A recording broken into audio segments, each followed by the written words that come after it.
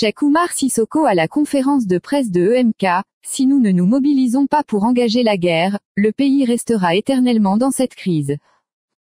Samedi 25 septembre 2021, les responsables du mouvement politique Espoir Mali Koura, EMK, ont animé une conférence de presse à l'espace culturel Kandjoura Koulibaly, ex-Kora Film.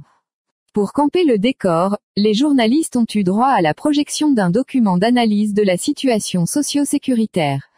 laquelle démontre à suffisance que l'embrasement de notre pays, depuis 9 ans, en dépit de la présence de 14 000 personnes de la mission multidimensionnelle intégrée des Nations Unies pour la stabilisation au Mali, MINUSMA, 5 000 de la force Barkhane, du nord au centre, du centre au sud et à l'ouest avec plus de 4 558 civils tués, 2 481 militaires morts soit un total de 7 039, des villages détruits, 163 000 personnes réfugiées au Burkina Faso et 85 000 réfugiés internes. Le coordinateur du mouvement Espoir Mali Koura EMK, composante majeure du mouvement du 5 juin Rassemblement des forces patriotiques, M5RFP, accompagné par ses camarades Aliou Sankaré, Perignama Silla, Diatrou Diakité, Alassane Diarra, a appelé les populations à la mobilisation générale pour faire face à la guerre imposée à notre pays.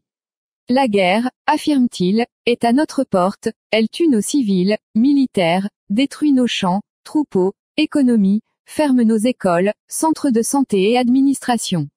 Sans plus tarder, il faut y faire face. Pour cela, il invite les autorités de la transition à faire une déclaration de l'état de guerre et de légitime défense à travers une demande adressée au Conseil national de transition, CNT, pour approbation.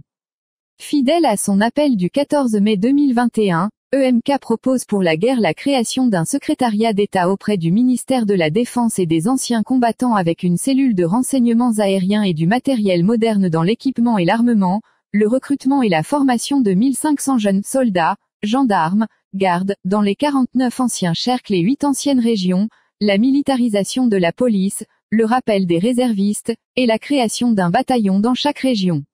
Où elle n'existe pas, etc. Aussi, annonce-t-il, que cette guerre contre les terroristes et autres mercenaires camouflés dans la coalition djihadiste se fera en 2 phases.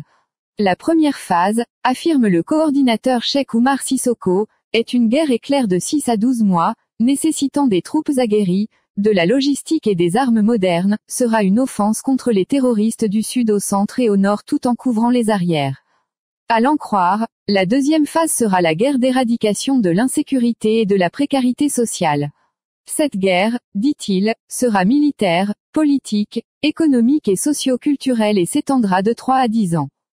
Pour la guerre éclair, le leader de Espoir Mali Koura, Cheikh Oumar, propose un accord de coopération avec tous les pays respectant notre souveraineté avec comme partenaires stratégiques l'Algérie et la Russie. Le choix de l'Algérie, dit-il, se justifie par ses 10 années d'expérience dans la lutte antiterroriste, celui de la Russie parce qu'elle représente une puissance militaire et un partenaire traditionnel ayant formé beaucoup de nos officiers.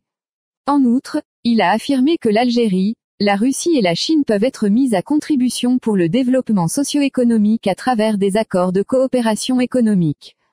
Appelant à la mobilisation générale au chevet de la mère patrie en proie à une guerre de convoitise de ses ressources naturelles dans un contexte de faillite de l'État, il déclara que, si nous n'engageons pas cette guerre, nous resterons longtemps dans cette situation. Source, Inter de Bamako.